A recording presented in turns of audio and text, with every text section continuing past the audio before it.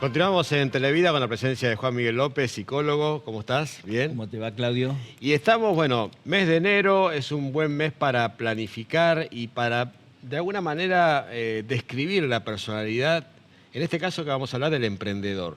Esa personalidad que tenemos que adquirir, si es que no la tenemos, para poder decir, voy a tener mi propio emprendimiento y me va a ir bien.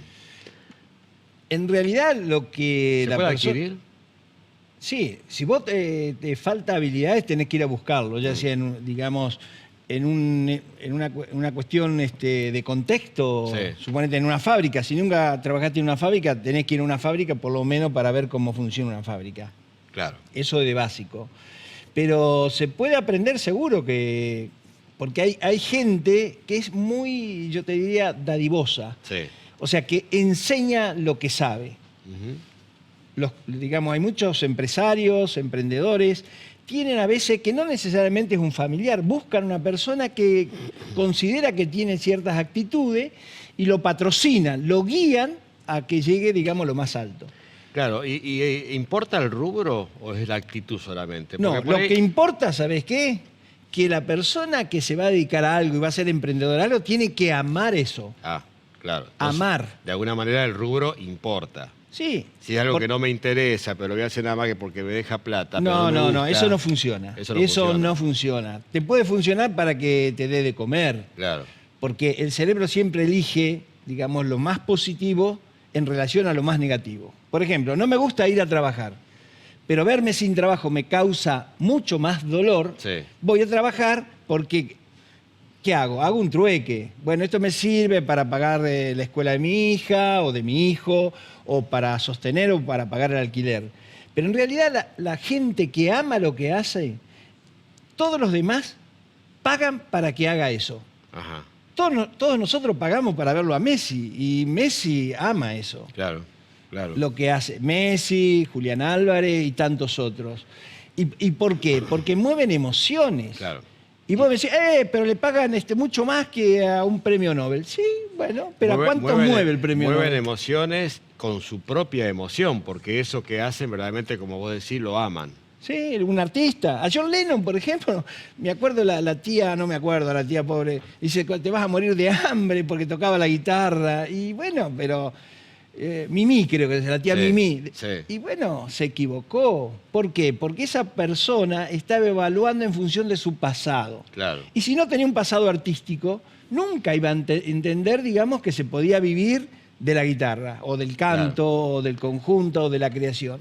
Por eso, una de las cuestiones que hay que tener en cuenta es no escuchar demasiado a los otros. Hay gente que con el tema de que son grandes, añosos y que tienen experiencia, nos aconsejan, pero nos aconsejan a veces para mal. Dicen, no, no te metas con eso, te va a ir mal.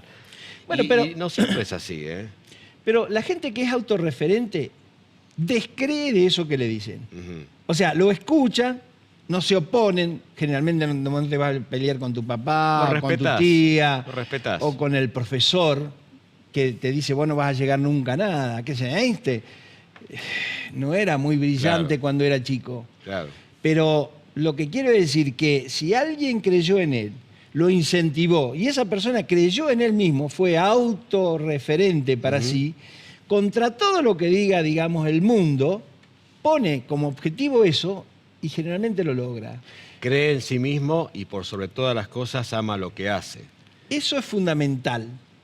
Porque si no amas lo que haces, o sea, ¿quién podría tener el éxito en una determinada tarea si no es verdaderamente el que la ama? Mirá, el que ama un instrumento va, digamos, va a descollar en ese instrumento. Sí. El que ama, digamos, bordar, va a hacer unos bordados hermosos. Claro. Los que hacen tatuaje y aman eso, hay gente que le paga para eso.